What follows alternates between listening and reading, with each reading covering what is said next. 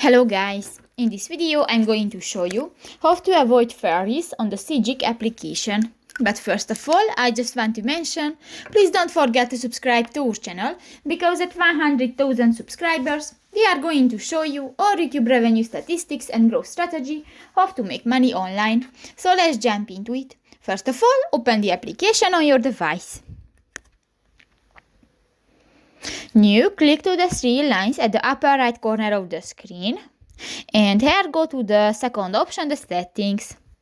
In the general section you can find the route planning and navigation, and in the route options section you can find the avoid ferries button under the avoid congestion charge zones.